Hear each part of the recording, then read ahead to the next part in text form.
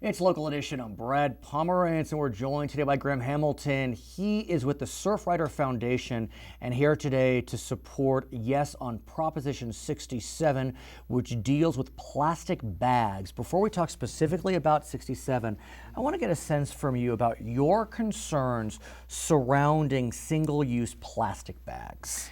Well, as an ocean enthusiast, someone who spends a lot of time on the beach and in the water, I became aware of the problem of plastic pollution, specifically with single-use plastic bags, very early on.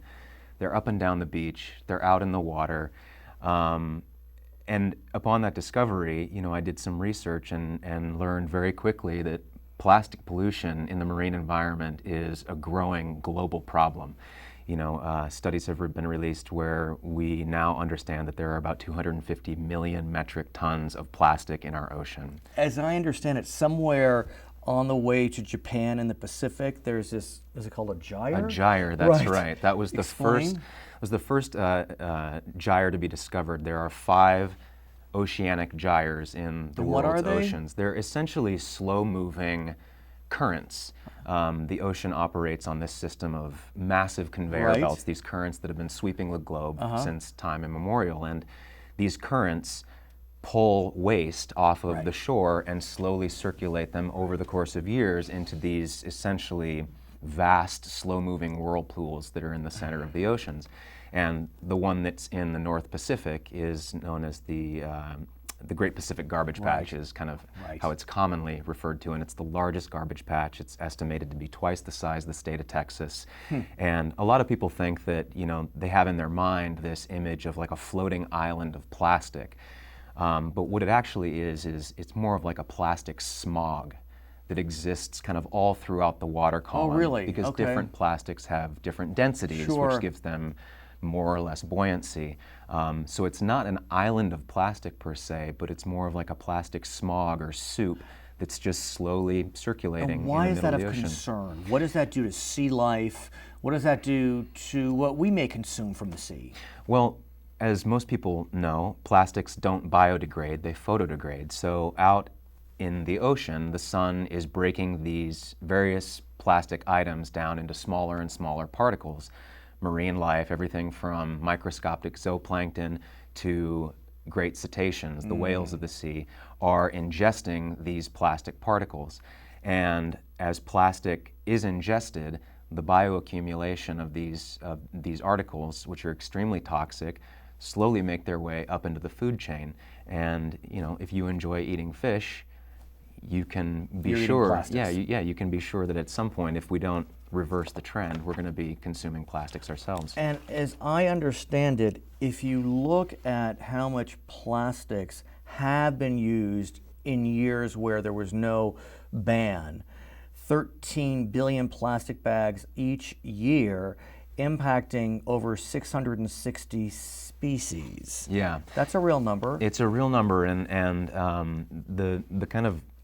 the really alarming figures are, and these have been widely published for the last couple of years, but it's estimated that approximately 100,000 marine mammals die each year due to plastic ingestion or entanglement, roughly 1 million seabirds and sea turtles.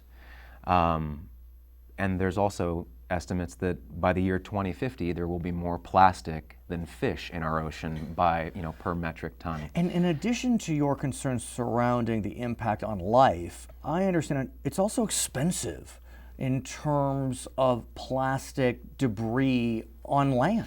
It's interesting because people, I think, for the most part, think that plastic bags are free. When they go to the grocery store, their bags are handed to them for free. The reality is that the cost of those bags are incorporated into the price of their food.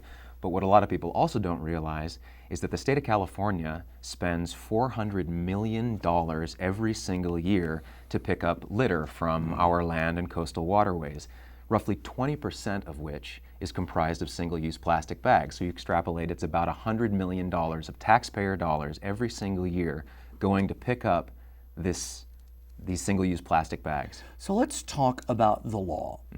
Prior to 2014, what was happening in California? As I understand it, jurisdictions were acting? Yeah, exactly. So Currently, in 2016, we have 151 local single-use plastic bag bans.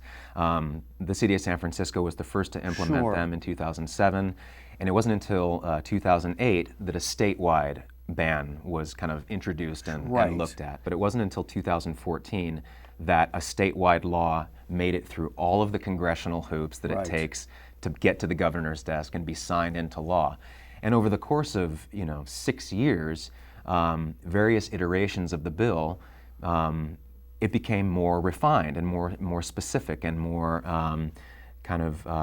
circumspect, maybe, that try to recognize, for example, I know we can still get plastics at a pharmacy. Absolutely. Which may be appropriate. Right. Whereas when you go to a grocery store, the argument would be, do you need plastic? Yeah, the thing that's really important to distinguish is the bags that will be banned in Prop 67 are the single-use plastic grocery bags that you would typically get at checkout at a convenience store, at your Ralph's or your Vons or your Trader Joe's. So yes on 67 upholds the state law. That's right. And no on 67 would repeal the state law. That's is that correct. accurate? That is correct. But we still have our plastics. For example, if we're at the freezer department, we can still use plastics in that instance. Yeah, it's not this law does not affect the plastic bags that you would get for meat or for produce.